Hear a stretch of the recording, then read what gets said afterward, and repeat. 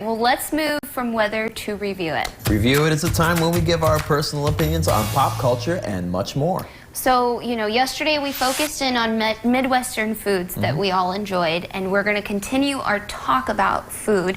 Today we're reviewing Latin American foods. Now, a big one is Mexican food. I'm a huge lover of Mexican food. I am Mexican. Grew up around it. All my uncles, my tias and tios, they would make the best food, my mom, dad included. Now, when we're talking about Latin American food, there's so much that goes with it, and there's so much food, and each country puts their twist on essentially the same ingredients, yeah. but it's delicious. So real quick, my two favorite things about Mexican food, that's what I'm going to stick with, is empanadas. And I chose this photo because you kind of see a little more of what, Mexican food has to offer. So you got the guac on the side, you got the pico de gallo, the tortilla chips. I just love it. Yeah. Now, empanadas, they're essentially, it's like meat, and you can put potatoes. It's dough. They're Is it fried? Is it baked? That says they're hot pockets, but yeah, basically, they are either fried or baked. Fried or baked. Yes. Okay. Yeah. But if you really want to make them taste good, you fry them with some good lard. Oh yeah, that sounds delicious. And then one more. I love Mexican seafood, mariscos. So you got ceviche, you got aguachiles. This is a picture of aguachiles from one of my most recent trips to California. And delicious. It's shrimp with green salsa. Oh yeah.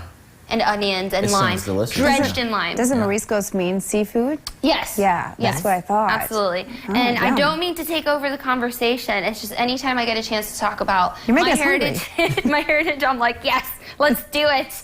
But Amber, what are your favorite Latin American foods? I've got a couple. One also empanadas, but the Argentinian version. Yeah. I only say that because I had a roommate when I was in college that was from Argentina, and his mom would come visit us from Argentina, and she would make us empanadas, and it was amazing. And I don't know if they were the same as what you had. Probably maybe similar, but maybe a little different, just from a different region.